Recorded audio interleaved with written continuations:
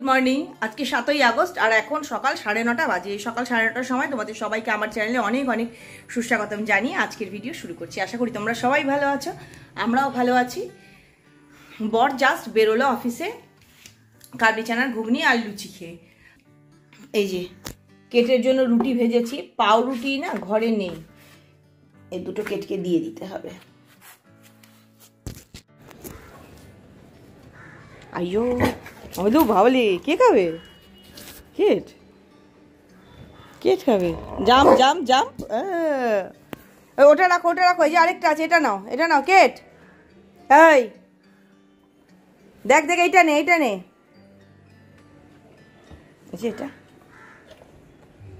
নে নে।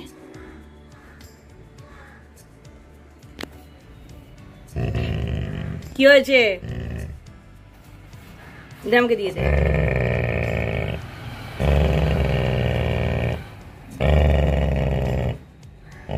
বাবারে তুই তো করে গন্ধরানি হয়ে গেছিস রে, গন্ধ চড়াচ্ছিস। কেট এত গন্ধ ছড়াচ্ছে যে ওকে আজকে স্নান করাতেই হবে, না করালে হবে না। আমি আমারও খাবার জন্য 3টে লুচি ভেজে নিয়েছিলাম, কিন্তু আবার বরকে দিলাম, দেখলাম ওর কম হবে, 5টা কম পড়বে। আর আজকে লুচিগুলো না একদম পাতলা আর ছোট বানানো হয়ে গেছে, এত অন্ধকার দেখাচ্ছে। তাই ওকে আবার 2টো লুচি দিয়ে দিলাম। আমার না একটা দিয়েছি, একটা আমি খেয়ে ফেলেছি। আবার 2টো ভেজে নিই, কাহনের পায়েস দিয়ে লুচি দিয়ে খাবো ব্রেকফাস্টে। দুপুরবেলা হবে চিকেন।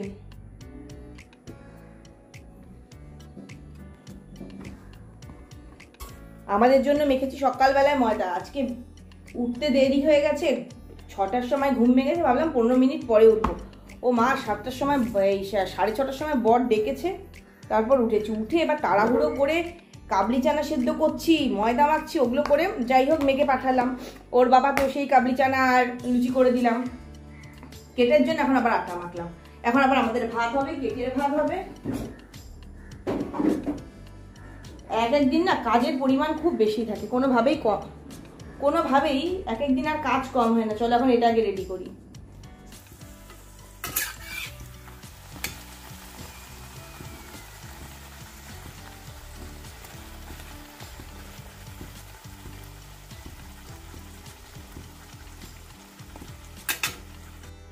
আমার জন্য লুচি কটা ভেজে নিলাম, আর এবার কেটের জন্য ভাতটা চাপিয়ে দিয়েছি। কালকেও রাত্রিবেলা কেটকে রুটি খেতে হয়েছে, এই এক সমস্যা, ওর ভাতটা বানাতে ভুলে যাই আর তারপর ওকে রুটি খেতে হয়। কাউনের পায়েস আর একটু বাঁধাকপি লুচি খেতে ভীষণ ভালো লাগে আমার। খাবারটা নিয়ে চলে এলাম, গরম লাগছে খুব, যা গরম। তাও তো এই ঘরটার সারা রাত এসি চলে জন্য অনেক বেলা অব্দি ঘরটা একটু ঠান্ডা থাকে।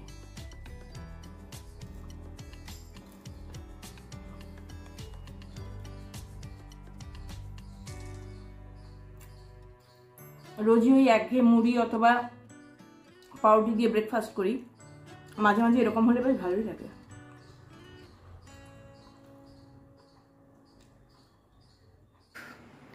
অনেক বেলা হয়ে গেছে, এখন আবার এলাম তোমাদের সঙ্গে কথা বলতে। হিয়াকে স্কুল থেকে নিয়ে ফিরলাম, তাহলে বোঝো কটা বাজে, 3:45 বাজে। শাড়ি বানিয়েছি একটা, কালকে একটা শাড়ি নিয়ে এসেছি, সেটা খানিকটা কাজে গিয়েছি, টেবিল ক্লথ খানিকটা করেছি, আর রান্নাও হয়ে গেছে। দুপুরে রান্নাটা দেখ, চিকেন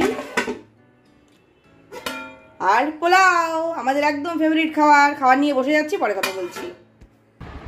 হিয়ার আমি দুপুরে খাওয়া নিয়ে বসে গেছি। এই যে হিয়ার প্লেট আর এই যে আমার প্লেট। হিয়া তো রিভিউ দিয়ে দিয়েছে ভালো হয়েছে, এবার আমি একটু খেয়ে দেখি। একটু ঝাল হয়ে যাচ্ছে পোলাওটা। না রে বাবা, ভাঙা চোরা। মাকে ঠিক আছে। Good morning. ঠিক 8টা বাজে, চলে এসেছি ছাদে কাপড় জামা দিতে। গতকাল সন্ধ্যাবেলা কাপড় কেটেছিলাম, সেগুলো দিতে এসেছি। সন্ধ্যাবেলা মানে বিকেলবেলা। কালকে দুপুরে যখন হিয়াকে স্কুল থেকে আনতে যাচ্ছি, তখনই গা হাত পাগুলো ব্যথা, পাগুলো মনে হচ্ছে ভারী, উঠিয়ে চলতে কষ্ট হচ্ছে।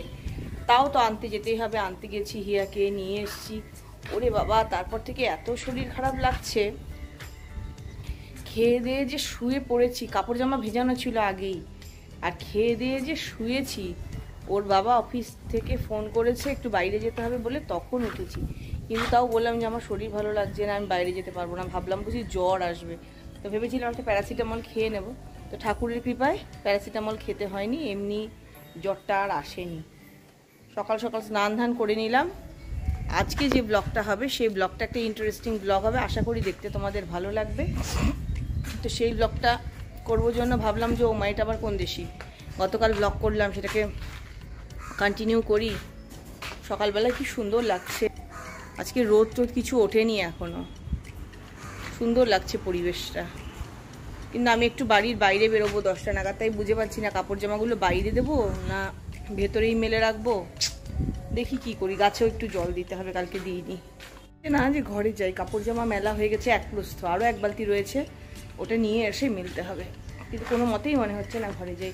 আর সব গাছে জল দিয়ে দিয়েছি, কি সুন্দর দেখতে লাগছে। এমনিতেই যেহেতু রোদ নেই, গাছগুলো বেশ সজীবই ছিল। এইটা হচ্ছে সব থেকে মিষ্টি লাগছে দেখতে, দেখো না ছোট ছোট এগুলো সাদা সাদাগুলো হচ্ছে ফল। এই যে অনেকদিন পরে একটা সাদা অ্যাজিলিয়া, যাই হোক টুকটাক টুকটাক ফুল টুল হয়। যাই আরেক বালতি কাপড় নিয়ে এসে মেলি, তারপর দেখি কি করি। তোমাদেরকে তো বললাম আজকে এক জায়গায় বেরোবো। আজকের যে ব্লগটা হবে সেই ব্লগটা একটু অন্যরকম হবে, হয়তো একটু ভালো লাগবে, এটা বের করেছি। কিন্তু এমন বৃষ্টি পড়ছে বুঝতে পারছি না যে এইরকম শাড়ি পরবো নাকি কোনো গাঢ় রঙের শাড়ি নিয়ে আসবো। ওই যে ব্রাশ লাগবে, আমার কাজ মানেই তো এইসব রং তুলি ছুঁচ, কনফিউজড হয়ে যাচ্ছি। এরকম সাদা শাড়ি যদি নোংরা টোংরা লেগে যায়, দেখি। ওই শাড়িটা চেঞ্জ করে আমার পছন্দের এই শাড়িটা পরে নিয়েছি। এটা ধুলে পরেও কিচ্ছু হয় না, আবার রংটাও গাঢ়, একটু বৃষ্টি বৃষ্টির জল পড়লে কাদামাটি লাগলে কিছু হবে না। চলো বেরিয়ে যাই। আর বেরোবার আগে এই ছোট্ট ভিডিওটা এখানেই শেষ করে দিচ্ছি। যাওয়ার আগে যে কথাগুলো রোজ বলি আজও বলবো, সবসময় খুশি থাকতে হবে, সবসময় হাসতে হবে, সবসময় পজিটিভ থাকতে হবে আমার সঙ্গে, মানে ঝুমকার সঙ্গে। তারপরে আবার একটা কথা বলছি, ছাদ থেকে গিয়ে সমস্ত কাপড় জামা আবার তুলে এনেছি। বেরোনোর আগে কতগুলো কাজ আছে যেগুলো না করে বেরোলেই নয়। যেমন ট্যাপটা চার্জে লাগানো ছিল, খুলে দিলাম। এই টুকটুক টুকটুক করে না এটা একটা সেটা করতে হয়, সবকিছু করেই বেরোবো। কারণ ফিরতে আমার 2টো বাজবে মোটামুটি।